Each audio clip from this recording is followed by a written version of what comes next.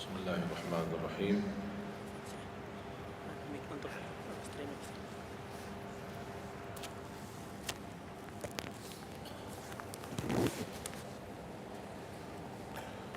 السلام عليكم ورحمة الله وبركاته. Waalaikumsalam warahmatullahi wabarakatuh. الحمد لله رب العالمين، أشهد أن لا إله إلا الله وحده لا شريك له ولي الصالحين، وأشهد أن سيدنا ونبينا محمدا عبده ورسوله الصادق الأمين. اللهم صل وسلم وبارك على سيدنا محمد وعلى آله وصحبه ومن تبعهم بإحسان إلى يوم الدين. سبحانك لا علم لنا إلا ما علمتنا إنك أنت العليم الحكيم.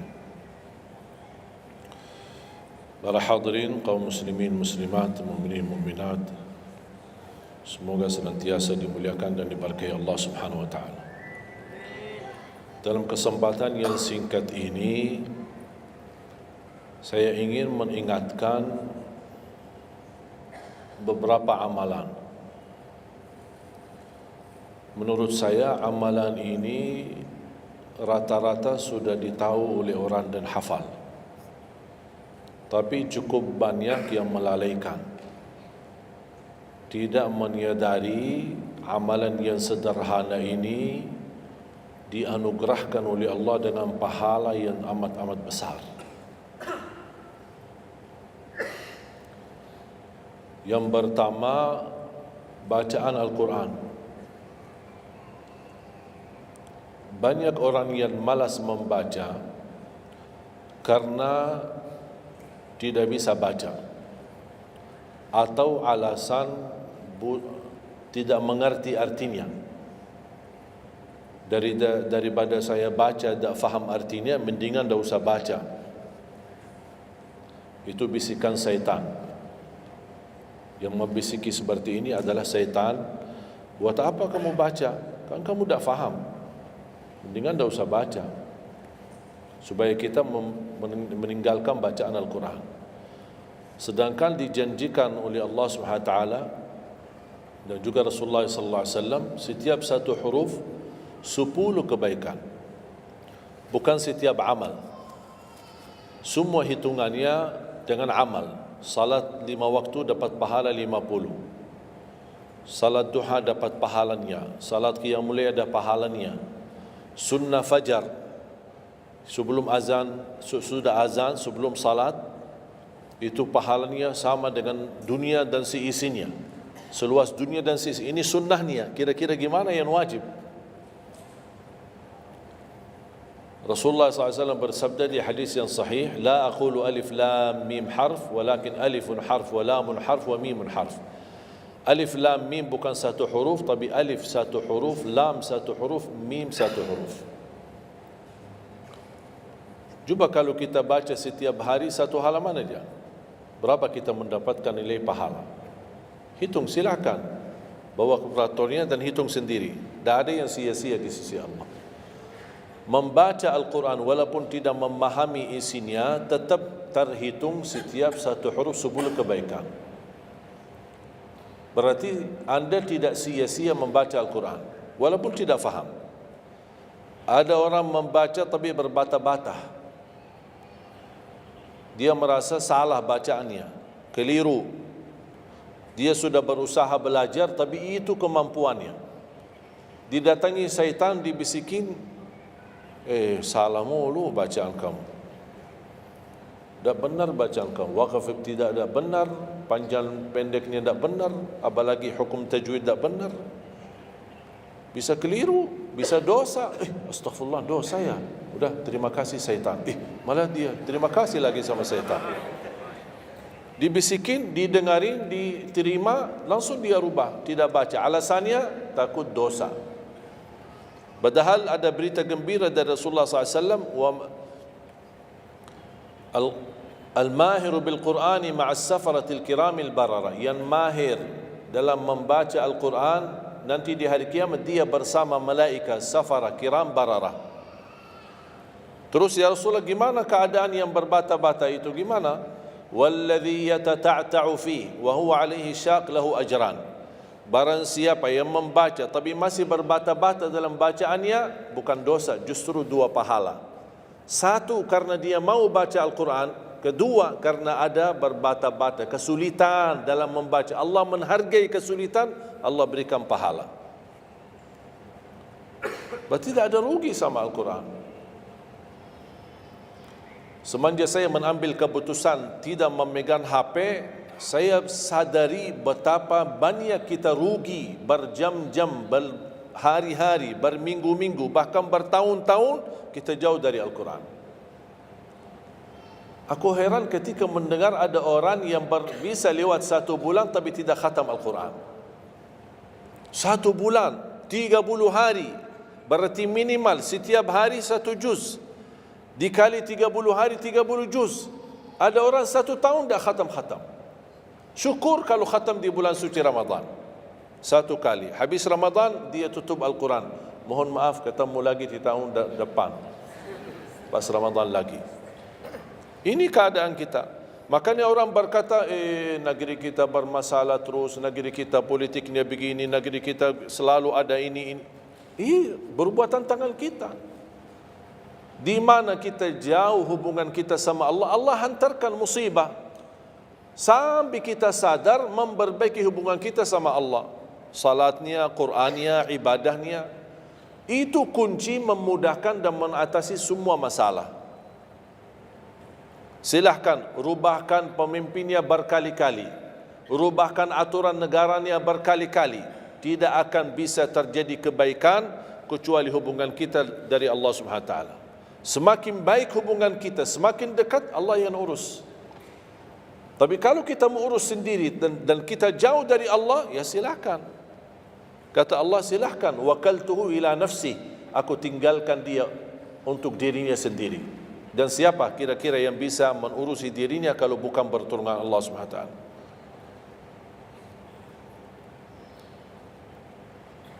Jangankan bisa khatam Al-Quran dalam 30 hari, jangan 1 juz dalam 1 hari, 30 hari bisa dikhatam dalam waktu 10 jam. Saya pernah tes, menghitungkan waktu, bawa alarm, membaca dari subuh sampai zuhur. Tiba waktu zuhur, saya stop alarmnya, saya lanjut lagi habis zuhur. Sampai asar, lanjut lagi habis asar, lanjut sampai maghrib. Berapa saya habis khatam 30 juz? Bagi orang yang lancar bacaannya, tidak berbata-bata, bacaannya lancar, hurufnya jelas, tajwidnya bagus, tidak terlalu cepat, standar, sebagaimana bacaan tadi salat Isya, itu namanya standar, hadar, tapi disempurnakan tajwid, tidak boleh cepat dan tidak boleh terlalu lambat. 10 jam mampu khatam 30 juz. Saya punya teman sekolah di Madinah, dia berhasil khatam 30 juz dalam waktu 7 jam 49 menit. Makanya aku heran kalau ada orang berkata 1 bulan, ya, mana bisa ya?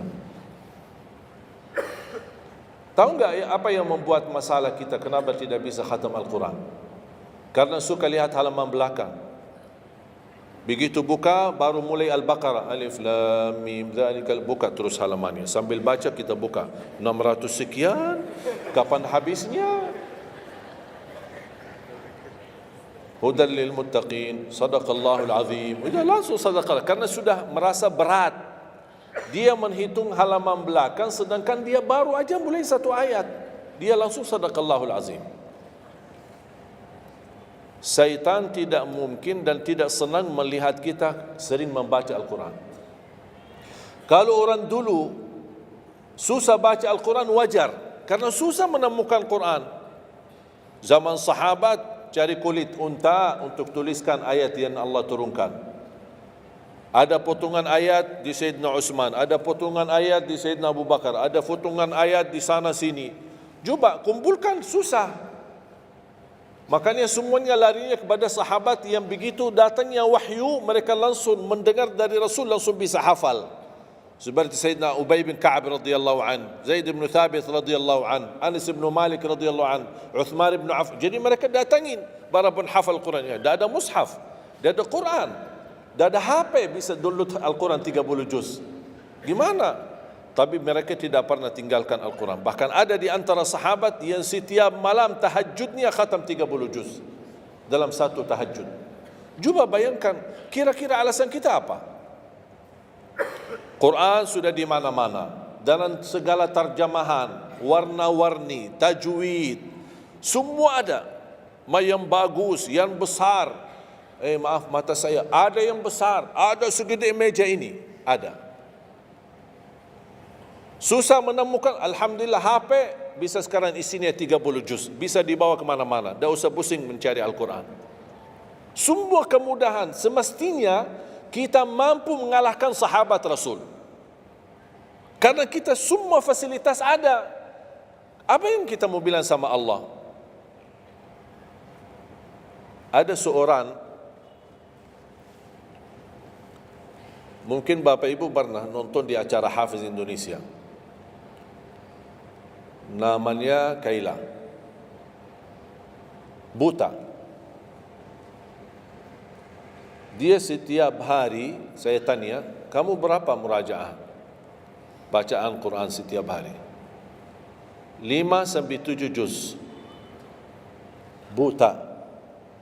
5 sampai 7 juz. Saya kaget. Tak panyakan. Kan kasihan kamu. Dan kebetulan kamu sudah punya uzur. Kalau tak baca Al-Quran sama sekali, ana yakin Allah maafkan. Buta, tak bisa. Tahu tak jawabannya apa?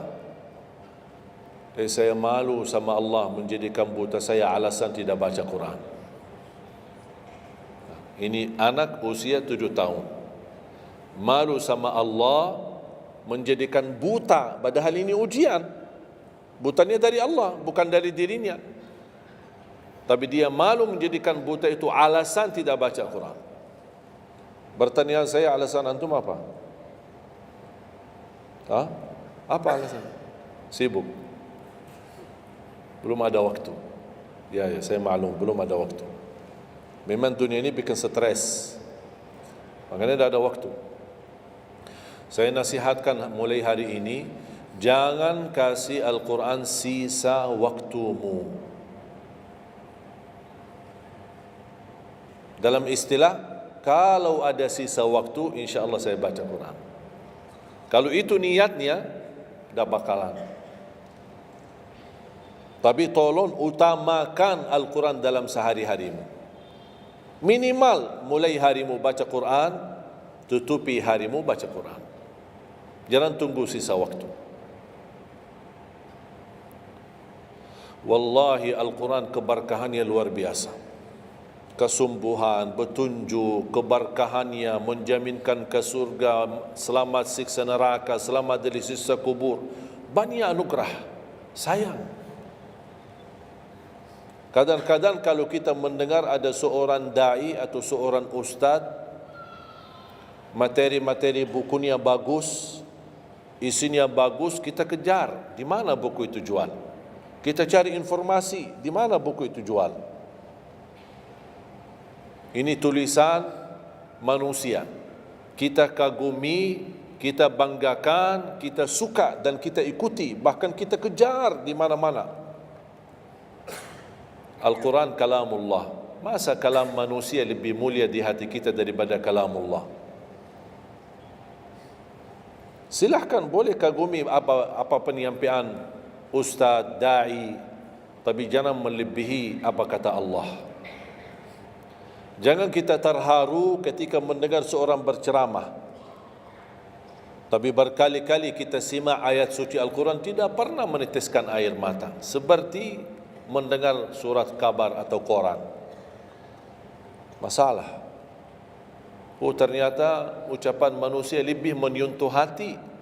Padahal kata Allah, kalau Al-Quran diturunkan di atas gunung bisa hancur jadi tanah basir. Kembali lagi, jangan lewat satu hari belum baca Quran.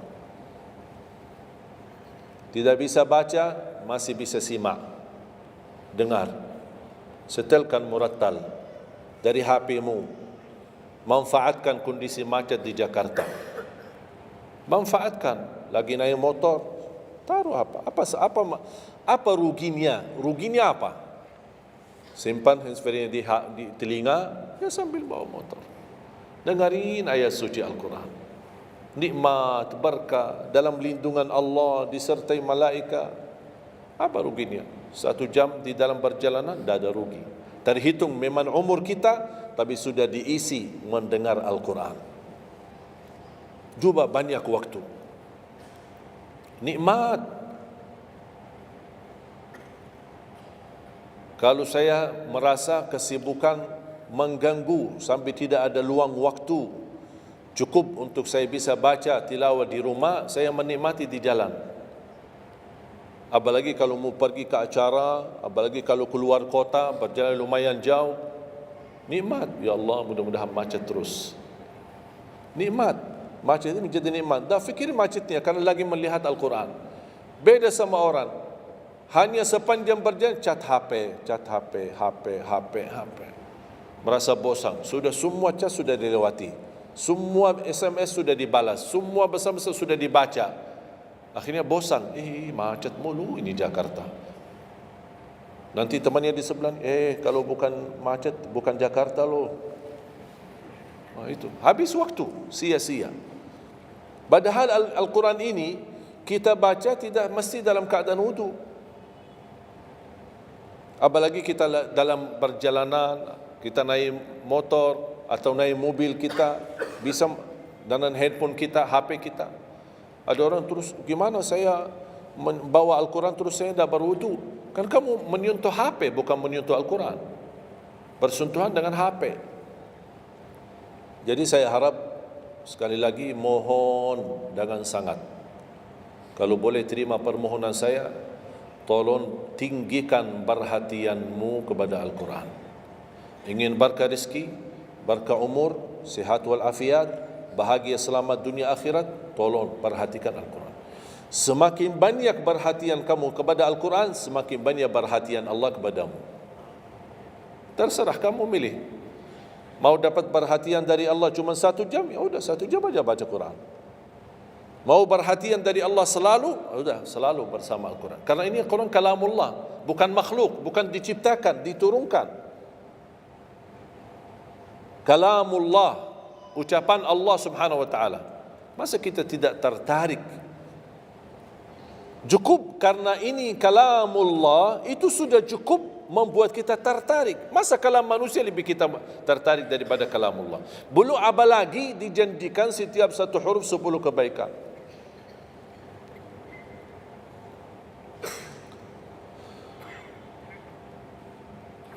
Kira-kira siap? Minimal mulai harimu baca Quran, tutupi harimu baca Quran. Habis bangun, sebelum beraktivitas baca. Baca apa? Bebas. Boleh enggak saya baca sambil khatam tapi saya tidak faham isinya? Boleh.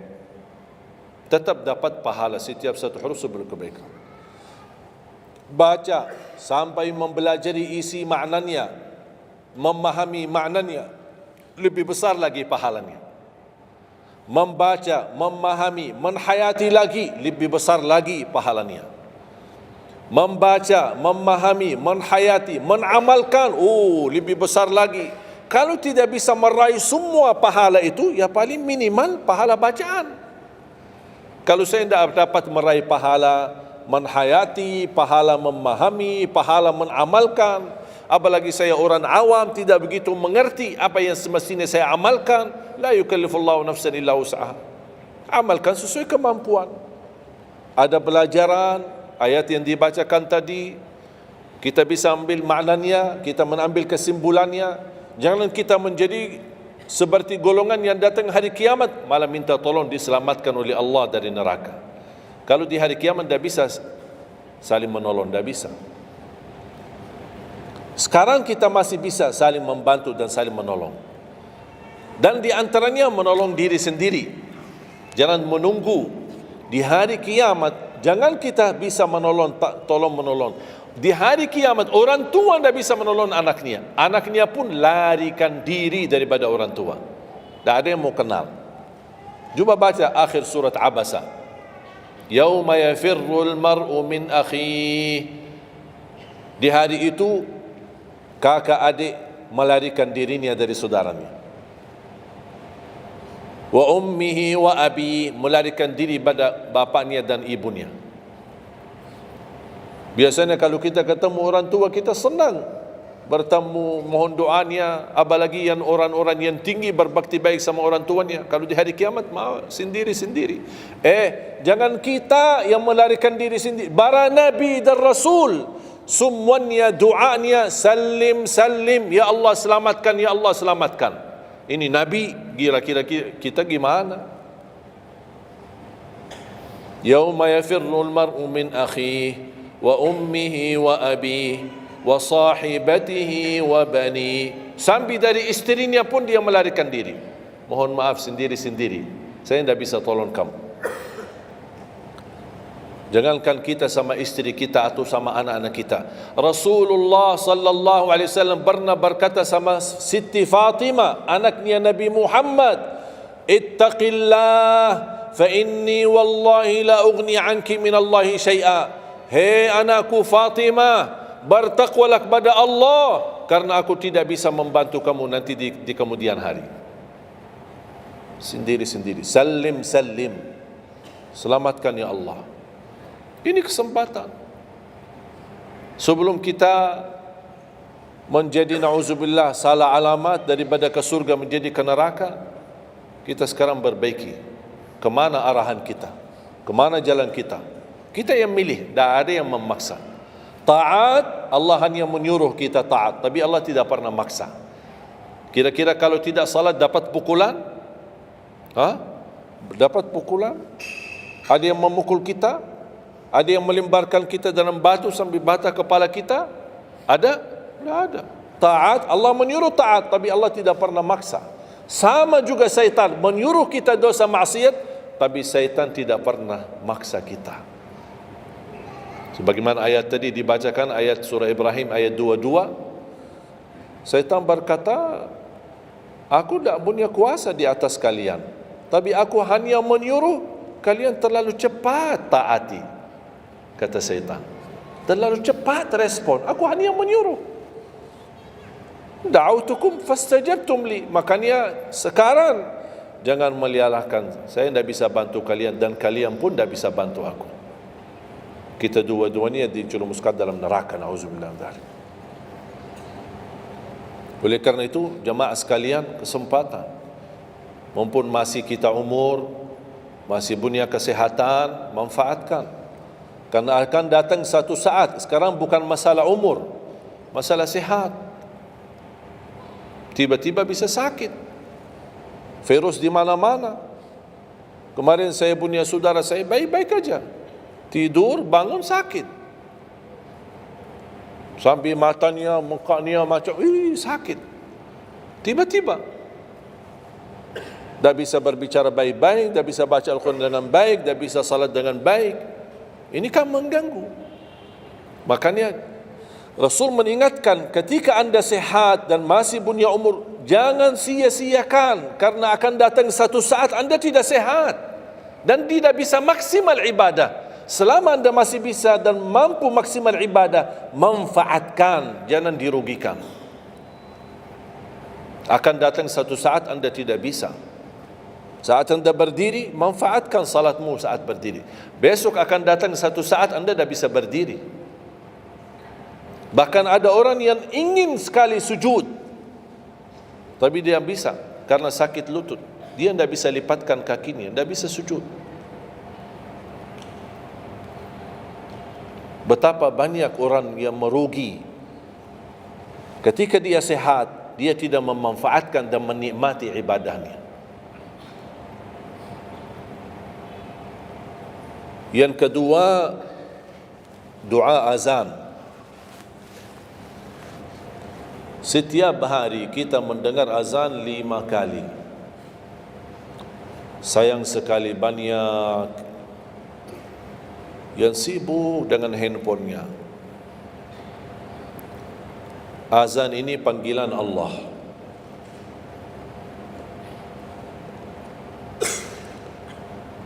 barang siapa, kata Rasulullah SAW, mengikuti perkataan muazzin. Artinya muazzin mengucapkan Allahu Akbar, kita ucap Allahu Akbar. Asyhadu an la ilaha illallah, asyhadu an la ilaha illallah, asyhadu anna Muhammadar Rasulullah, asyhadu anna Muhammadar Rasulullah. Habis wa asyhadu anna Muhammadar Rasulullah, kita berkata wa ana asyhadu an la ilaha illallah wahdahu la syarika lah wa anna Muhammadan abduhu wa rasuluh. Raditu billahi rabba wa bi Muhammadin nabiyya wa bil islami dina, sebagaimana diriwayatkan Imam Muslim.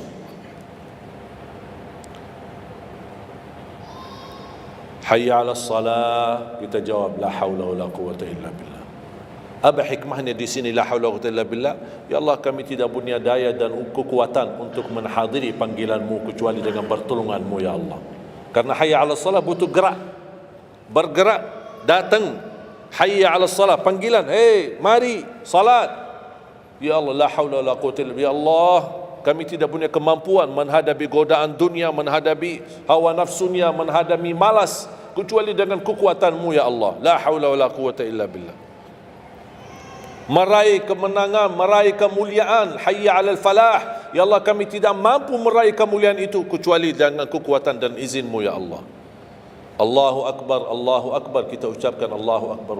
La ilaha illallah, kita ucapkan la ilaha illallah. Habis itu apa kata Rasulullah SAW di hadis yang diriwayatkan Imam Bukhari? Thumma salla alayya, selepas itu dia bersalawat kepada Nabi Muhammad. Allahumma salli ala Muhammadin wa ala ali Muhammad. Bagi Sayyiduna boleh, tidak bagi Sayyiduna boleh. Selepas itu doa, Allahumma rabb hadhihi ad-da'wati at-tammah was-salati al-qa'imah ati Muhammadan al-wasilata wal-fadilah wab'athhu maqaman mahmudan alladhi wa'adta.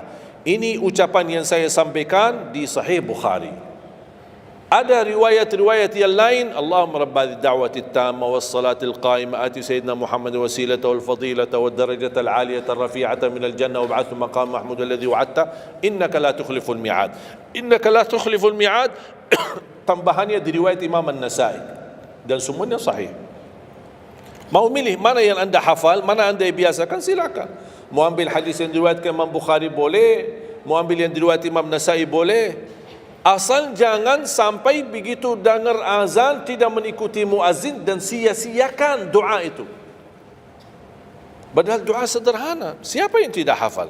Setiap ditayangkan azan di TV selalu dibacakan Allahumma rabb hadhihi ad-da'wati at-tammah was-salatil qa'imah. Saya pernah tanya guru saya, seandainya ketika saya mendengar azan tapi terlalai dengan kesibukan atau telefon mendadak atau apalah urusan, baru saya menyadari ketika muazzin sampai ke hayya 'alas salah, saya belum mengikuti dari awal. Gimana caranya biar saya tidak rugi dalam pahala? Kata guru saya, ulang sendiri dari awal. Allahu Akbar, Allahu Akbar, Allahu Akbar, Allahu Akbar. Asyhadu an la ilaha illallah, asyhadu an la ilaha illallah, asyhadu anna Muhammadar Rasulullah. Sampai mendapat mengikuti muazzin dalam sisa azannya. Begitu selesai baca doa yang saya tadi sampaikan, apa kata Rasulullah? Barang siapa yang mengamalkan ini, faqad hullat lahu syafa'ati yaumal qiyamah, dijamin dapat syafaatku. 5 kali kesempatan tertulis nama kita, jaminan dapat syafaat Nabi Muhammad, tapi kita sia-siakan. Siapa yang tidak mau syafaat Nabi Muhammad? Ini kesempatan. Jangan tunggu hari kiamat baru saya minta, ya Rasulullah tolong syafaatkan. Ini Rasul sudah menawarkan ini sekarang. Mau enggak dapat syafaatku? Ikuti muazzin dan baca doa azan, kemudian dapat syafaatku. Berapa minit? Tak sampai 2 minit. Ikuti muazzin, selesai azan, doanya tak sampai 2 minit. Allahumma salli ala Muhammadin wa ala ali Muhammad. Allahumma rabb hadhihi ad-da'wati at-tammah was-salatil qa'imah ati Muhammad. Dan sampai akhir. Innaka la tukhliful mi'ad. Berapa lama? 2 minit? 3 minit? Tak apa-apa, 5 minit. Tapi dapat jaminan syafaat Nabi Muhammad. Hanya waktunya cuma 5 minit. Kira-kira siap?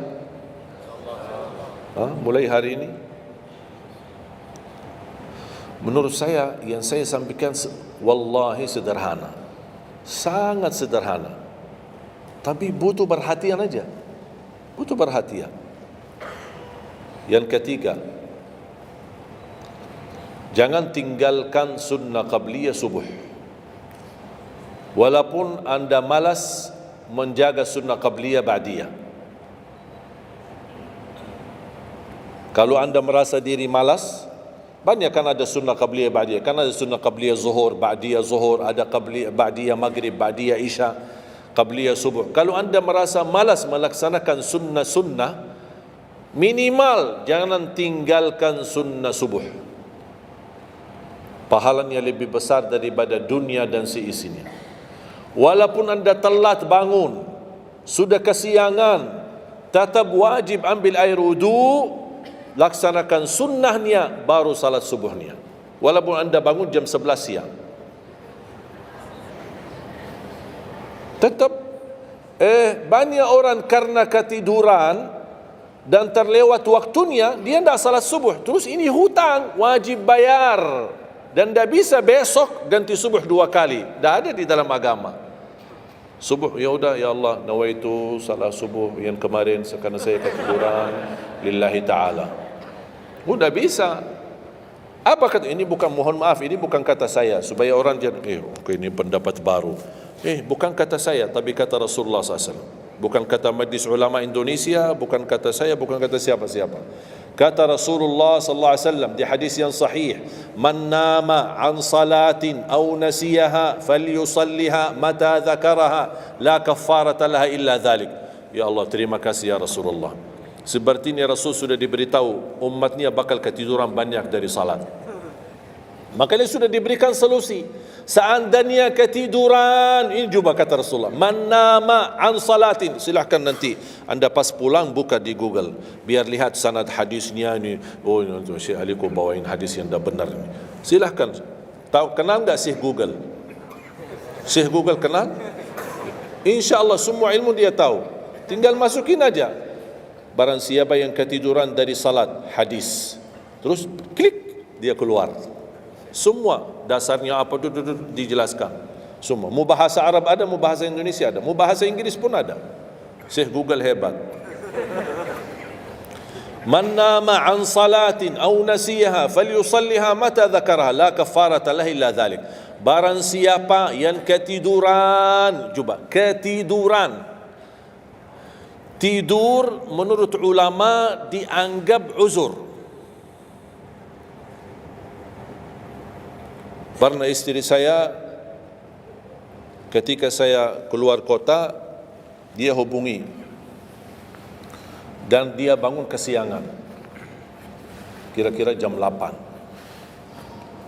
Dia telefon dan nangis. Kenapa nangis? Sakit? Enggak, ketiduran tadi subuh. Ya udah, ambil air wudu, salat subuh. Rasulullah aja pernah ketiduran dari salat subuh. Yang tidak boleh, jangan terlalu sering. Kalau sekali-kali karena sakit, terlalu lelah, capek, Allah maklumlah kita manusia lemah. Tapi jangan setiap hari ketiduran. Ya Allah, maaf ketiduran ya. Kira-kira di jam kantor, kalau setiap hari kita telat alasannya, ya maaf bos, ketiduran. Besok lagi alasan yang sama, maaf ketiduran. Besok lagi alasan yang sama. Kira-kira gimana? Dipecat enggak? Dipecat. Malu kita, sama manusia aja tidak berani kita dengan alasan yang sama, kita selalu itu aja. Masa sama Allah kita berani? Sekali-kali boleh uzur. Capek, sakit, sekali-kali, tapi jangan terlalu sering. Ketika kita bangun jam berapapun wajib laksanakan, karena kata Rasulullah tidak ada kafarah yang lain. Tidak ada kata ganti dengan uang atau ganti dengan sedekah atau ganti dengan, tidak bisa. Tunaikan. Falyusalliha, kata Rasulullah, falyusalliha, segerakan salat itu jam berapapun, walaupun kesiangan.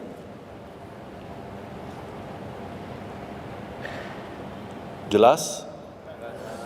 Seringnya ketiduran ya? Saya juga berapa kali ketiduran. Bukan berarti saya tidak pernah ketiduran, berapa kali. Bisa ada orang habis tahajud, terlalu lelah, capek, dia mau hanya istirahat saja di atas sajadahnya. Pas bangun sudah jam 7. Padahal Masya Allah tahajud. Semangatnya tahajud tapi ketiduran salat subuh. Makanya ini harus disesuaikan kemampuan. Anda merasa diri kalau salat tahajud 8 rakaat, bangun jam 2, ya Allah kuat, tidak kuat ini. Kembali kepada kemampuan. Tahajud tidak harus 8 rakaat. Tahajud tidak harus 20. 2 rakaat, tutup witir sudah tahajud. Dan tahajud pun salat malam tidak harus tidur dulu. Ada orang, harus tidur, walaupun tutup mata sebentar terus buka lagi. Ini ilmu baru di Indonesia ini. Saya pernah share satu video, ada satu komen dari jamaah, enggak, saya belajar harus tidur dulu, walaupun tutup mata sebentar terus buka lagi. Kembali kepada kemampuan. Ada yang biasa tidur, bangun tengah malam, sepertiga akhir, itu lebih afdal. Tapi ada yang tahu dirinya, kalau saya tidur mana bisa bangun. Udah, mendingan daripada tidak ada tahajud malam itu, mendingan kita salat. Dan ini bukan kata saya, dan bukan kata ulama, tapi kata Rasulullah sallallahu alaihi wasallam.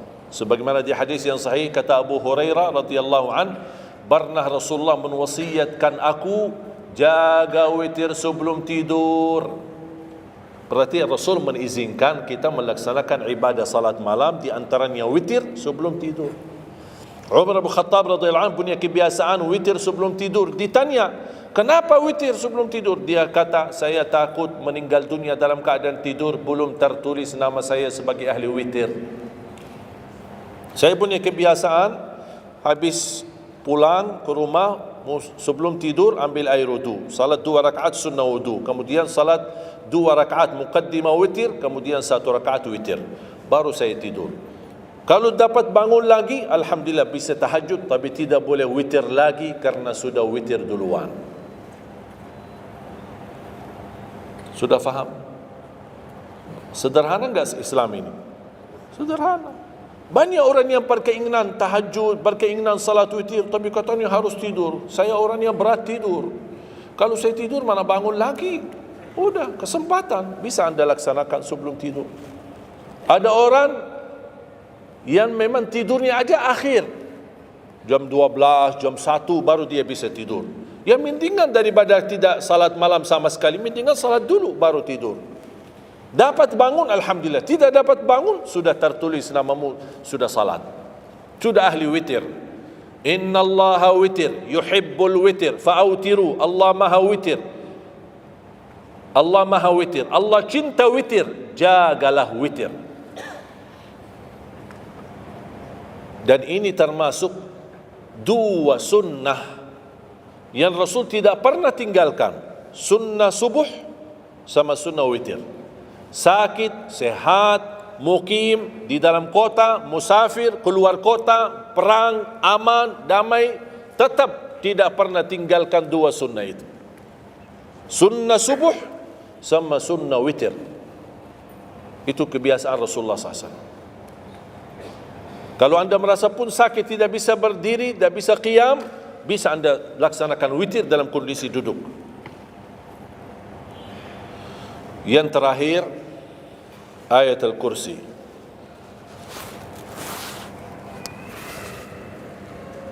Jangan tinggalkan ayat al-kursi lepas salat.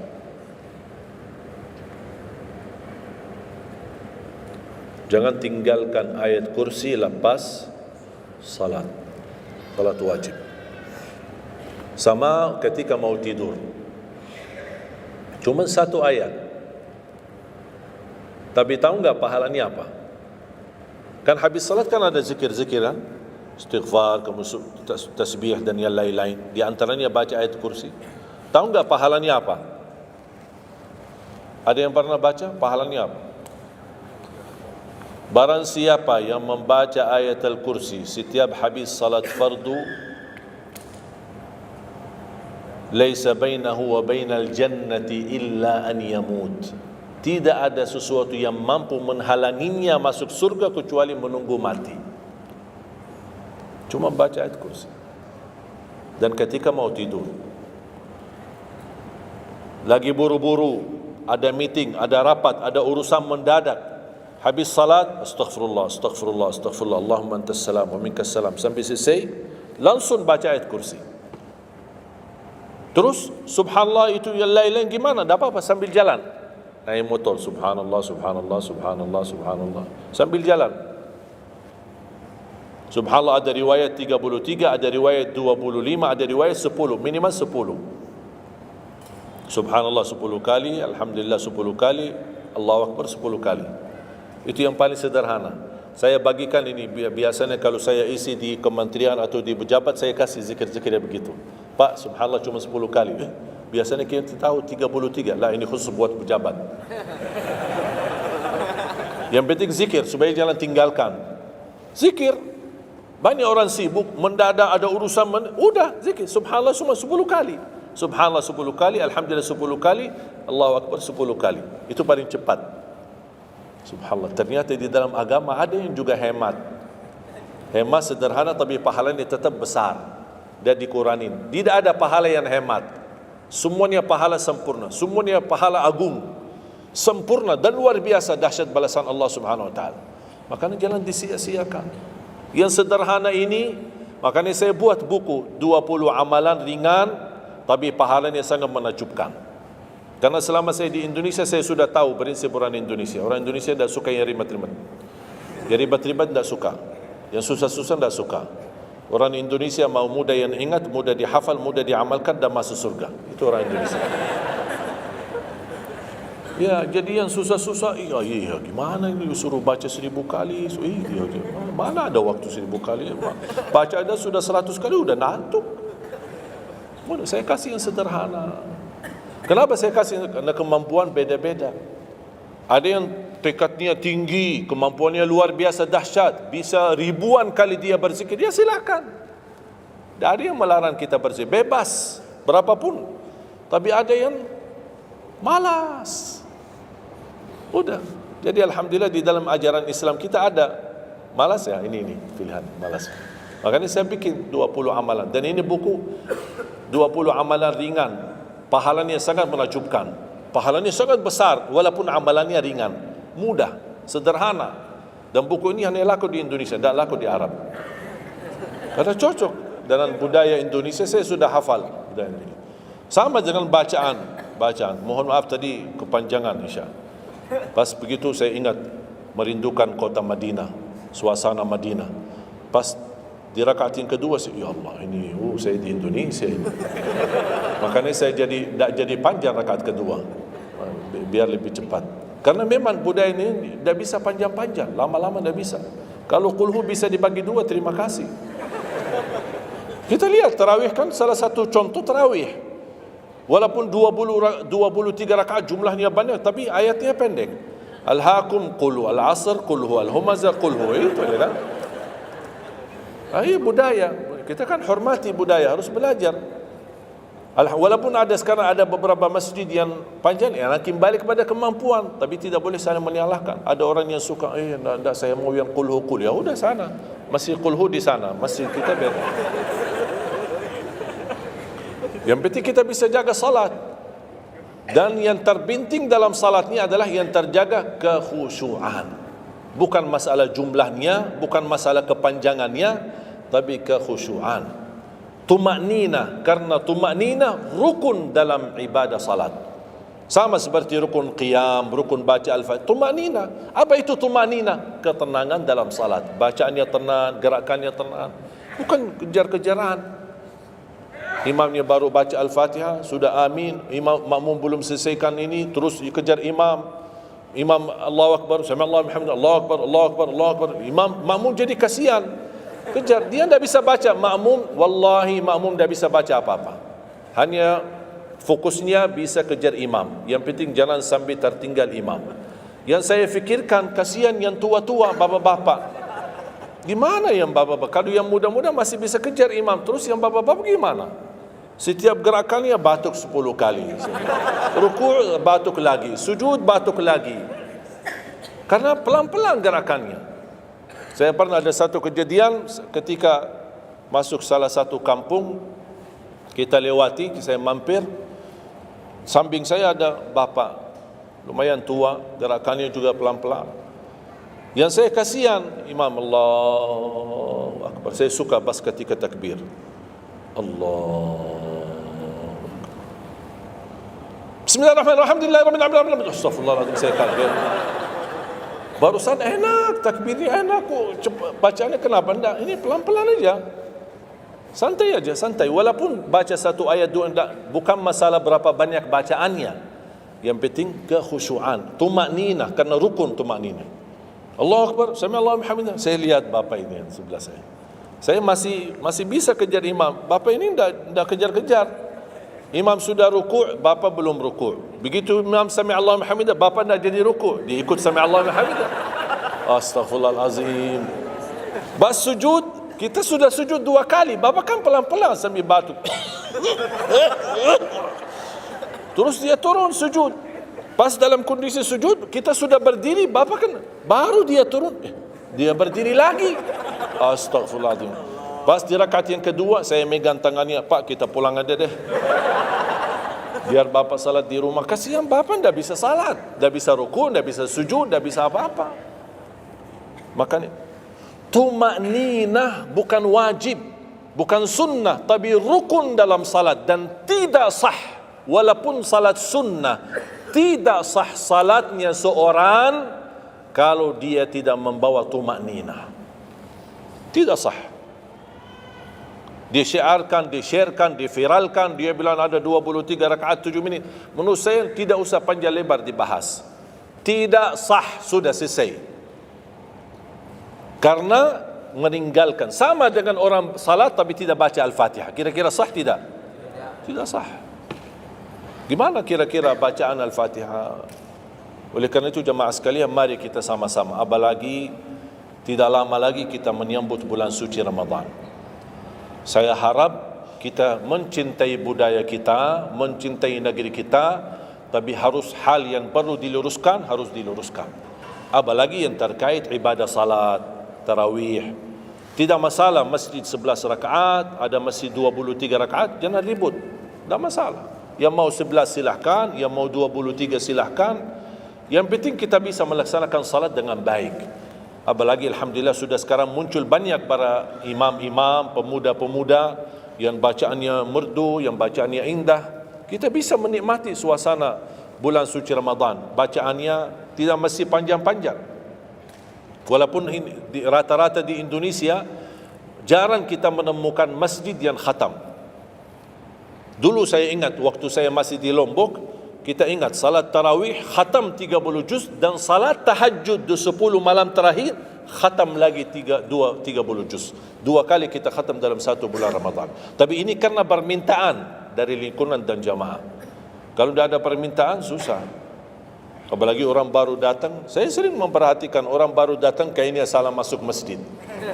Pas begitu melihat imamnya kepanjangan, ini masjid apaan ini, mundur ke belakang. Barulah saya pas ketika lihat ada makmum mundur, saya baru masuk. Bapak mau kemana? Mau ambil wudu lagi. Pas habis salat saya tarik kanan kiri, tidak ada. Ternyata ambil wudu di rumahnya. Jadi karena tidak semua bisa, makanya tidak boleh kita saling menyalahkan, tapi kita harus saling mengingatkan. Saling mengingatkan. Mari kita sama-sama menjaga ibadah yang benar. Mari kita sama-sama menjaga ibadah yang khusyuk, ibadah yang tumakninah. Mudah-mudahan amalan-amalan yang saya sampaikan tadi, mudah-mudahan bisa diingat, bisa dihafal dan mudah diamalkan. Masih ingatkan? Atau perlu saya ulang? Amalan pertama, Quran. Minimal mulai harimu baca Quran, tutupi harimu baca Quran. Yang kedua, ikuti muazzin. sama juga disertai doa azan karena jaminan dapat syafaat Nabi Muhammad SAW. Yang ketiga, jangan tinggalkan qabliyah subuh sesudah azan. Walaupun anda bangun telat, melaksanakan salat subuhnya tetap didahulukan dengan salat sunnahnya. Terus yang keempat, witir. Witir, jangan lewat satu malam belum witir. Walaupun anda bisa laksanakan witir habis salat sunnah ba'diyah isya atau sebelum tidur anda di rumah bisa laksanakan witirnya. Terus yang kelima, yang keenam, ayat kursi setiap habis salat fardu. Mudah-mudahan insyaAllah amalan ini yang sederhana mudah-mudahan bisa kita jaga. Walaupun sederhana tapi saya yakin akan membantu menjadikan banyak perubahan dalam kehidupan kita. Akan bertambah keberkahan, ketenangan. Kita akan merasa jauh lebih sejuk, bahkan jauh lebih nikmat untuk kita beribadah. Baru saya ingat satu hal, sedekah. Kalau bisa, sedekah subuh. Pengalaman saya dari semua pelajaran yang saya belajari, saya menemukan sedekah semua waktu baik. Jumat, waktu majlis ilmu, habis majlis ilmu, semua sedekah itu baik. Tapi saya menemukan sedekah subuh itu yang paling baik, yang paling dahsyat, yang paling cepat terkabul hajat kita. Kenapa sedekah subuh dahsyat? Karena setiap waktu subuh Allah turunkan malaikat, tugasnya cuma satu, mendoakan orang yang berinfak di subuh hari. Tidak usah payah dan susah cari orang miskin subuh hari. Mulai malam ini anda sediakan kotak amal dalam rumahmu. Atau anda bisa pinjam seperti kota amal ini Darut Tauhid ya, ini bisa anda pinjam atau minta sama Darut Tauhid. Anda bisa simpan di rumah. Setiap habis subuh sebelum beraktivitas isi sedekah. Yang lebih dahsyat lagi, sedekah yang disertai doa. Karena wallahi terjamin doamu terkabul dengan wasilah sedekah subuh.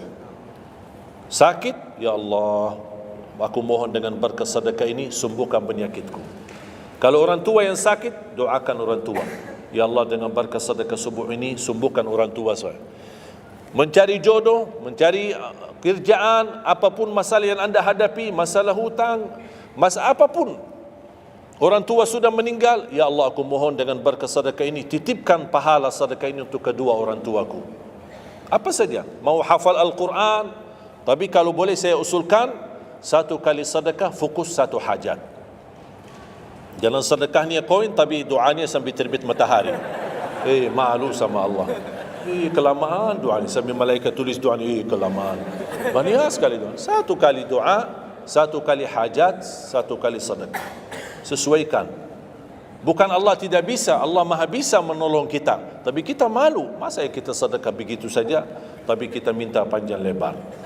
Ya, tolong disesuaikan. Tapi rutin, wallahi dahsyat. Antum insyaAllah akan merasakan sedekah subuh, subhanallah. Setiap jamaah yang saya sampaikan, termasuk ada keluarga yang sudah lama menikah, tidak punya keturunan, saya memberikan amalan ini. Suami istri masing-masing mengamalkan, isi sedekahnya, ya Allah aku mohon dengan berkat sedekah ini karunialah kepada kami keturunan. 17 tahun mereka tidak punya keturunan. Alhamdulillah 6 bulan kemudian saya dapat berita gembira dari mereka, kabar baik, alhamdulillah istrinya positif hamil. Sedekah subuh luar biasa dahsyatnya. Sedikit tapi rutin sampai insyaAllah kita dipanggil oleh Allah, mudah-mudahan dalam keadaan husnul khatimah. Allahumma ighfir lana wa liwalidina wa li jami'il muslimina wal muslimat wal mu'minina wal mu'minat al ahya'i minhum wal amwat.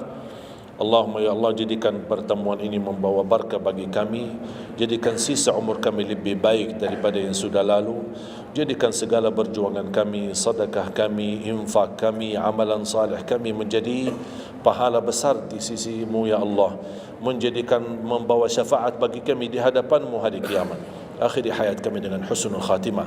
Ampuni dosa kami, ampuni kedua orang tua kami. Ya Allah, aku mohon untuk semua jamaah yang hadir, selepas majlis ini masing-masing pulang sudah diampuni segala dosanya, disucikan hatinya, dibersihkan jiwanya, diselamatkan setiap langkah-langkahnya. Jadikan kami semua penghafal Al-Quran, berakhlak akhlakul Quran, menjadi ahlul Quran, pencinta Al-Quran, dan di hari kiamat mendapatkan syafaatnya Al-Quran. Birahmatika ya arhamar rahimin. Rabbana atina fid dunya hasanah wa fil akhirati hasanah wa qina adzaban nar. Wa sallallahu ala sayyidina nabiyina Muhammad wa ala alihi wa sahbihi baraka wasallam. Walhamdulillahi rabbil alamin. Akhirul kalam, subhanakallahumma bihamdika asyhadu an la ilaha illa anta astaghfiruka wa atubu ilaik. Wassalamualaikum warahmatullahi wabarakatuh.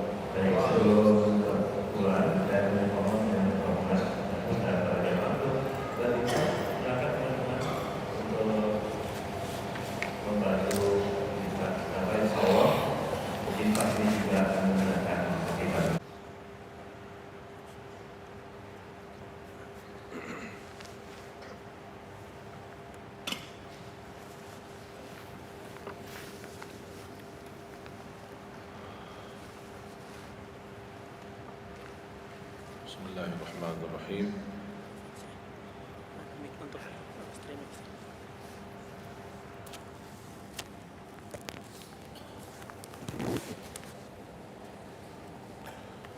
Assalamualaikum warahmatullahi wabarakatuh. Waalaikumsalam warahmatullahi wabarakatuh. Alhamdulillahi rabbil alamin. Asyhadu an la ilaha illallah wahdahu la syarika lah.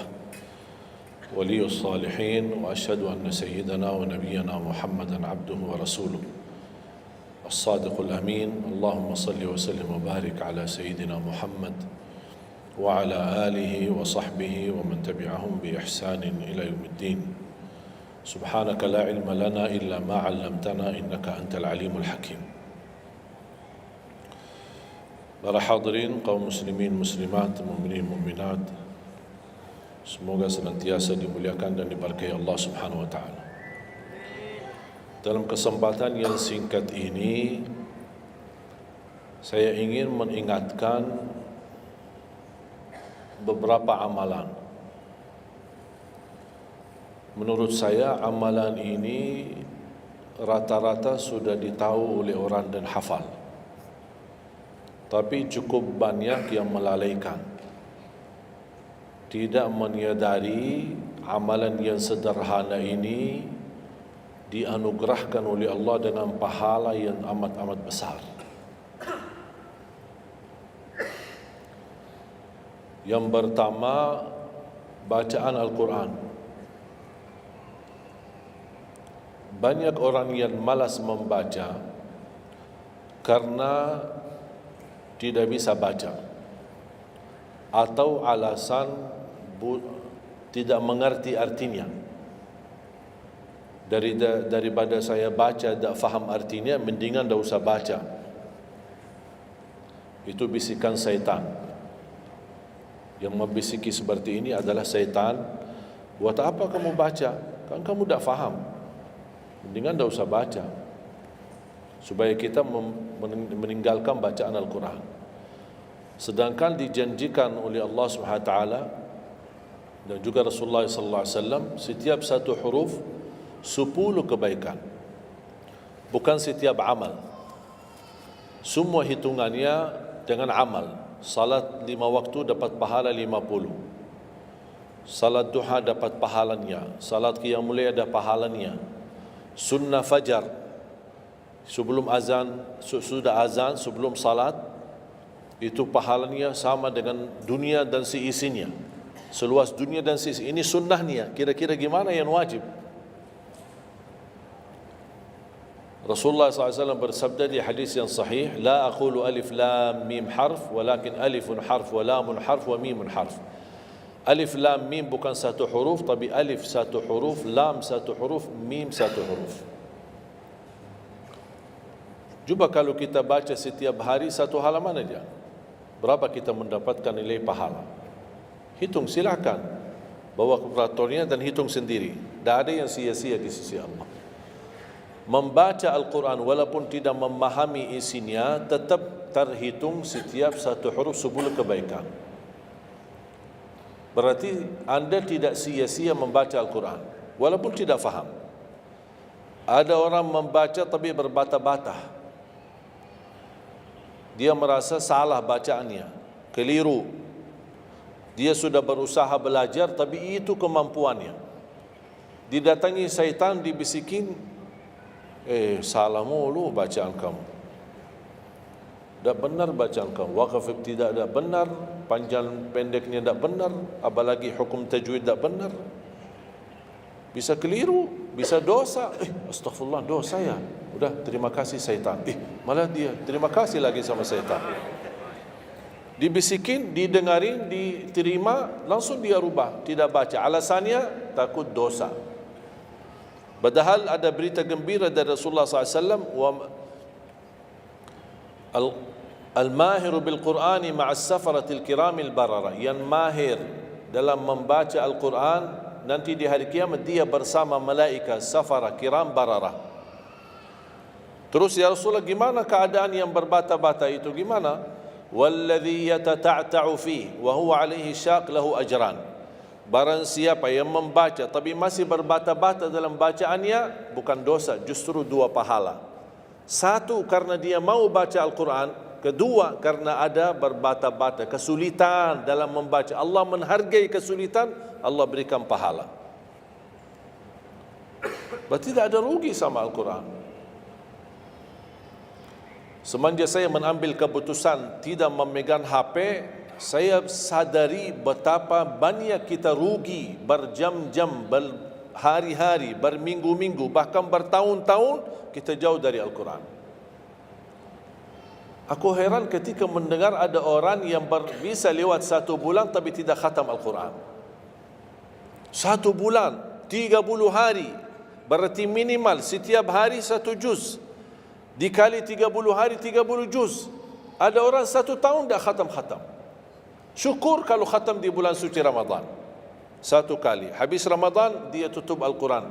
Mohon maaf, ketemu lagi di tahun depan pas Ramadan lagi. Ini keadaan kita. Makanya orang berkata, negeri kita bermasalah terus, negeri kita politiknya begini, negeri kita selalu ada ini. Perbuatan tangan kita. Di mana kita jauh hubungan kita sama Allah, Allah hantarkan musibah sampai kita sadar memperbaiki hubungan kita sama Allah. Salatnya, Qur'annya, ibadahnya, itu kunci memudahkan dan mengatasi semua masalah. Silahkan rubahkan pemimpinnya berkali-kali, rubahkan aturan negaranya berkali-kali, tidak akan bisa terjadi kebaikan kecuali hubungan kita dari Allah Subhanahu Wa Taala. Semakin baik hubungan kita, semakin dekat, Allah yang urus. Tapi kalau kita mengurus sendiri dan kita jauh dari Allah, ya silakan. Kata Allah, silahkan. Wakaltuhu ila nafsi. Aku tinggalkan dia untuk dirinya sendiri. Dan siapa kira-kira yang bisa mengurusi dirinya kalau bukan pertolongan Allah SWT?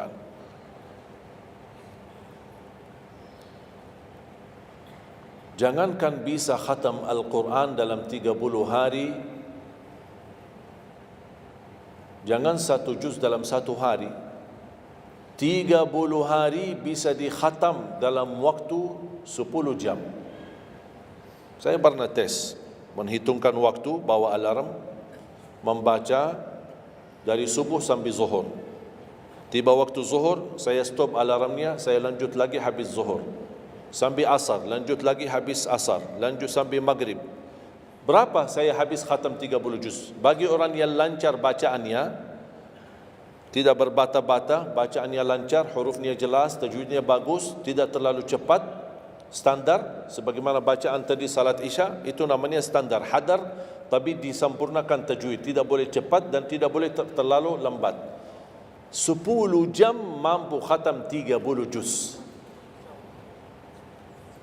Saya punya teman sekolah di Madinah, dia berhasil khatam 30 juz dalam waktu 7 jam 49 menit. Makanya aku heran kalau ada orang berkata 1 bulan, mana bisa ya? Tahu enggak apa yang membuat masalah kita kenapa tidak bisa khatam Al-Quran? Karena suka lihat halaman belakang. Begitu buka baru mulai Al-Baqarah, Alif Lam Mim Dzalikal, buka terus halamannya. Sambil baca kita buka 600 sekian, kapan habisnya? Hudal lil muttaqin, sadaqallahul azim. Sudah langsung sadaqah karena sudah merasa berat. Dia menghitung halaman belakang sedangkan dia baru aja mulai 1 ayat. dia langsung sadaqallahul azim. Syaitan tidak mungkin dan tidak senang melihat kita sering membaca Al-Quran. Kalau orang dulu susah baca Al-Quran wajar, karena susah menemukan Quran. Zaman sahabat cari kulit unta untuk tuliskan ayat yang Allah turunkan.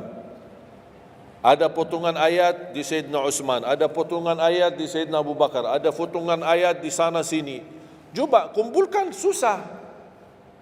Makanya semuanya larinya kepada sahabat yang begitu datangnya wahyu, mereka langsung mendengar dari Rasul, langsung bisa hafal.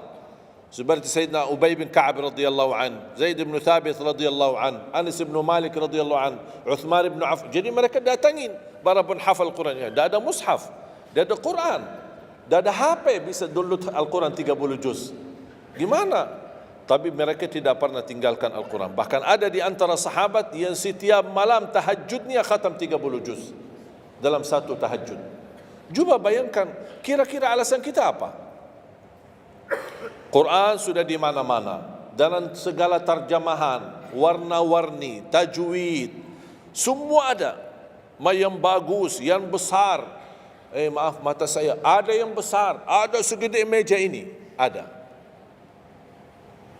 Susah menemukan, alhamdulillah HP bisa sekarang isinya 30 juz, bisa dibawa kemana-mana, tidak usah pusing mencari Al-Quran. Semua kemudahan, semestinya kita mampu mengalahkan sahabat Rasul. Karena kita semua fasilitas ada.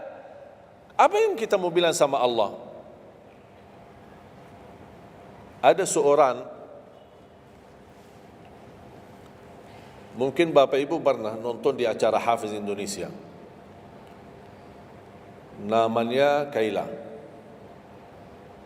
buta. Dia setiap hari, saya tanya, kamu berapa murajaah bacaan Quran setiap hari? 5 sampai 7 juz. Buta, 5 sampai 7 juz. Saya kaget, enggak panyakan, kan kasihan kamu. Dan kebetulan kamu sudah punya uzur. Kamu dah baca Al-Quran sama sekali, ana yakin Allah maafkan. Buta, dah bisa. Tahu enggak jawabannya apa?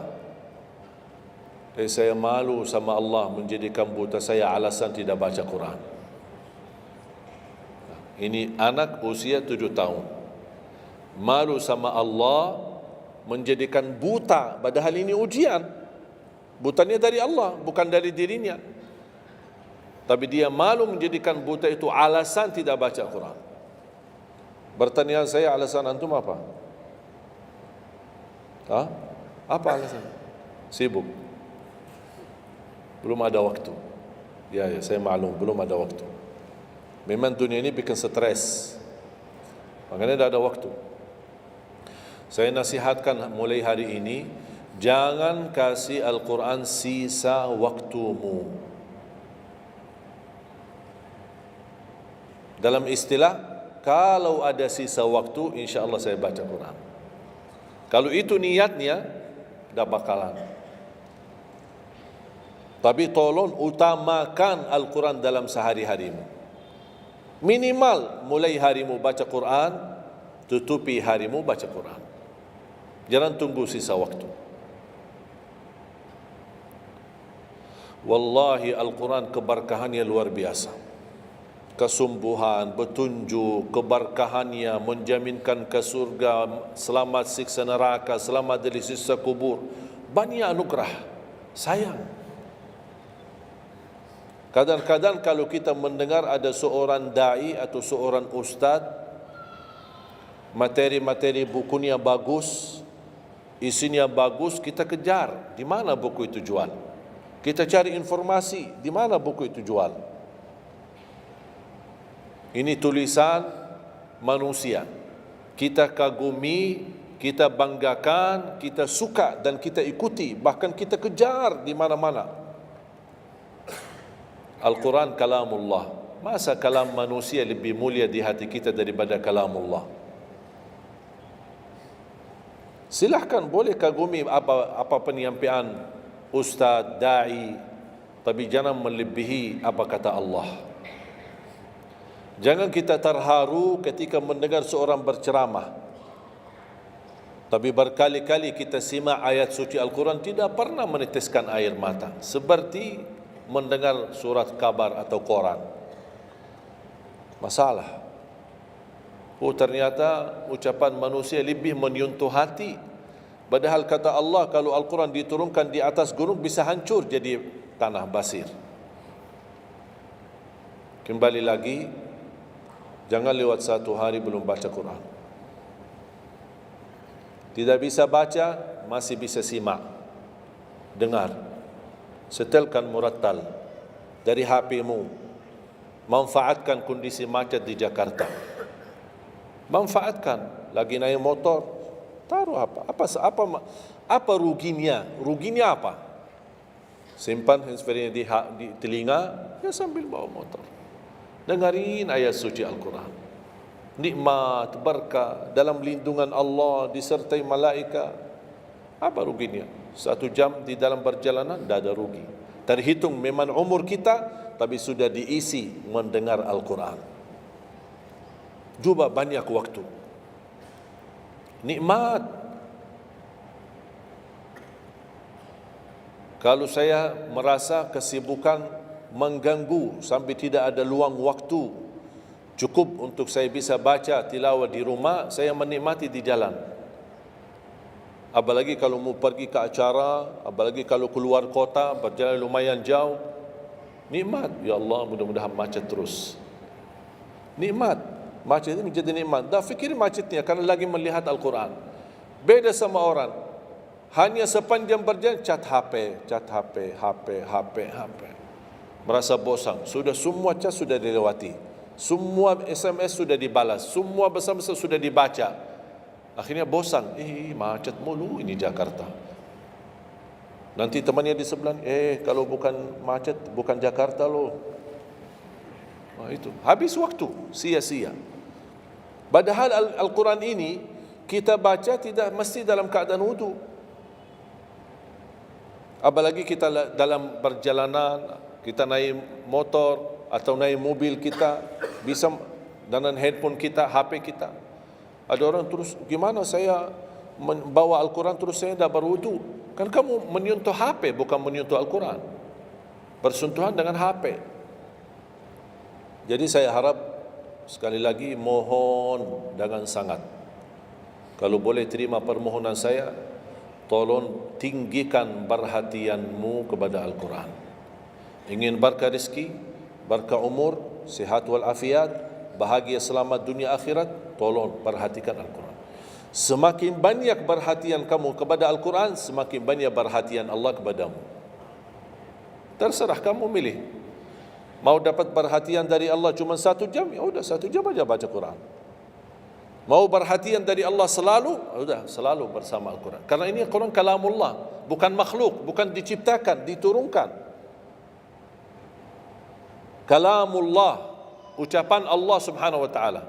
Masa kita tidak tertarik?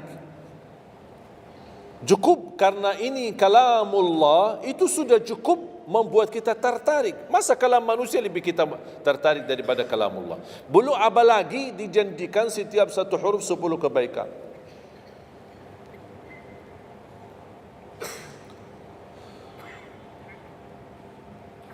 Kira-kira siap? Minimal mulai harimu baca Quran, tutupi harimu baca Quran.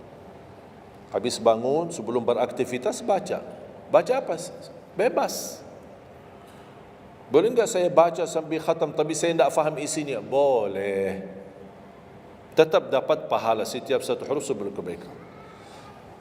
Baca sampai mempelajari isi maknanya, memahami maknanya, lebih besar lagi pahalanya.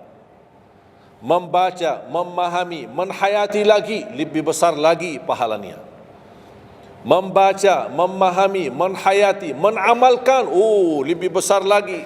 Kalau tidak bisa meraih semua pahala itu, ya paling minimal pahala bacaan. Kalau saya tidak dapat meraih pahala menhayati, pahala memahami, pahala menamalkan, apalagi saya orang awam tidak begitu mengerti apa yang semestinya saya amalkan, la yukallifullahu nafsan illa wus'aha. Amalkan sesuai kemampuan. Ada pelajaran, ayat yang dibacakan tadi, kita bisa ambil maknanya, kita mengambil kesimpulannya.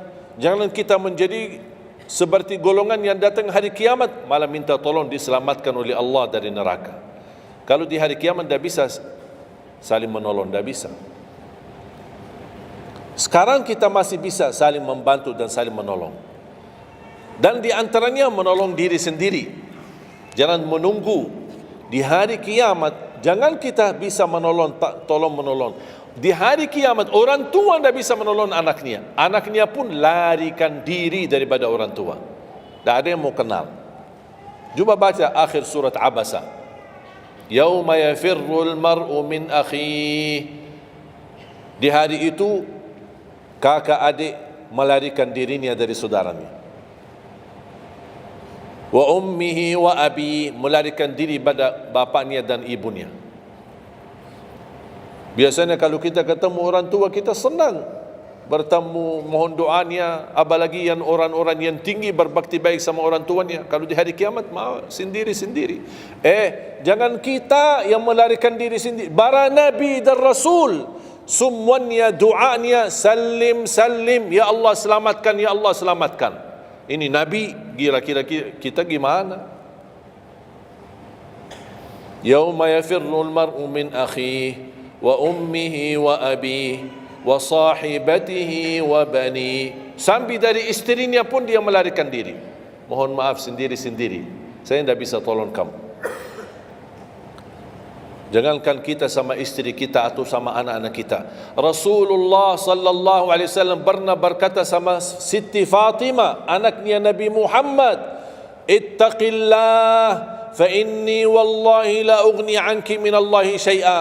Hei anakku Fatimah, bertakwalah kepada Allah karena aku tidak bisa membantu kamu nanti di kemudian hari. Sendiri-sendiri, salim salim, selamatkan ya Allah. Ini kesempatan. Sebelum kita menjadi na'udzubillah salah alamat daripada ke surga menjadi ke neraka, kita sekarang perbaiki kemana arahan kita, kemana jalan kita. Kita yang milih, tidak ada yang memaksa. Taat, Allah hanya menyuruh kita taat, tapi Allah tidak pernah maksa. Kira-kira kalau tidak salat dapat pukulan? Dapat pukulan? Ada yang memukul kita? Ada yang melemparkan kita dalam batu sampai bata kepala kita? Ada? Tidak ada. Taat, Allah menyuruh taat, tapi Allah tidak pernah maksa. Sama juga syaitan, menyuruh kita dosa maksiat, tapi syaitan tidak pernah maksa kita. Sebagaimana ayat tadi dibacakan, ayat surah Ibrahim ayat 22, syaitan berkata, aku tidak punya kuasa di atas kalian, tapi aku hanya menyuruh kalian terlalu cepat taati. Kata syaitan, terlalu cepat respon, aku hanya menyuruh. Da'autukum fastajabtum li. Makanya sekarang jangan melialahkan, saya tidak bisa bantu kalian dan kalian pun tidak bisa bantu aku. Kita dua-duanya dijerumuskan dalam neraka, na'udzubillah min dzalik.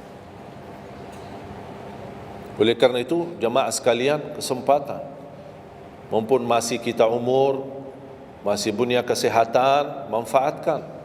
Karena akan datang satu saat, sekarang bukan masalah umur, masalah sehat. Tiba-tiba bisa sakit, virus di mana-mana. Kemarin saya punya saudara saya baik-baik aja, tidur bangun sakit, sampai matanya, mukanya macam sakit. Tiba-tiba dah bisa berbicara baik-baik, dah bisa baca Al-Quran dengan baik, dah bisa salat dengan baik. Ini kan mengganggu. Makanya Rasul mengingatkan, ketika anda sehat dan masih punya umur, jangan sia-siakan, karena akan datang satu saat anda tidak sehat dan tidak bisa maksimal ibadah. Selama anda masih bisa dan mampu maksimal ibadah, manfaatkan, jangan dirugikan. Akan datang satu saat anda tidak bisa. Saat anda berdiri, manfaatkan salatmu saat berdiri. Besok akan datang satu saat anda tidak bisa berdiri. Bahkan ada orang yang ingin sekali sujud, tapi dia bisa karena sakit lutut. dia tidak bisa lipatkan kakinya, tidak bisa sujud. Betapa banyak orang yang merugi ketika dia sehat, dia tidak memanfaatkan dan menikmati ibadahnya. Yang kedua, doa azan. Setiap hari kita mendengar azan 5 kali. Sayang sekali banyak yang sibuk dengan handphonenya. Azan ini panggilan Allah.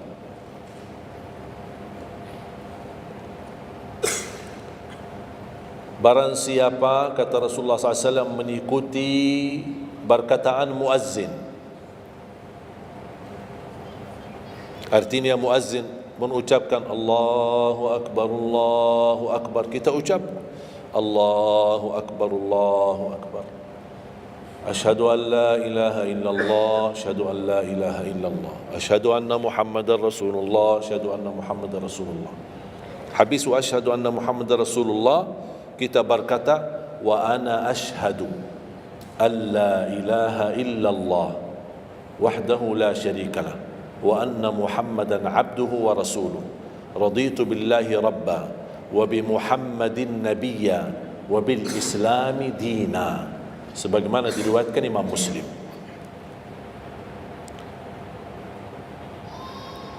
Hayya 'alas salah, kita jawab la haula wala quwwata illa billah. Apa hikmahnya di sini la haula wala quwwata illa billah?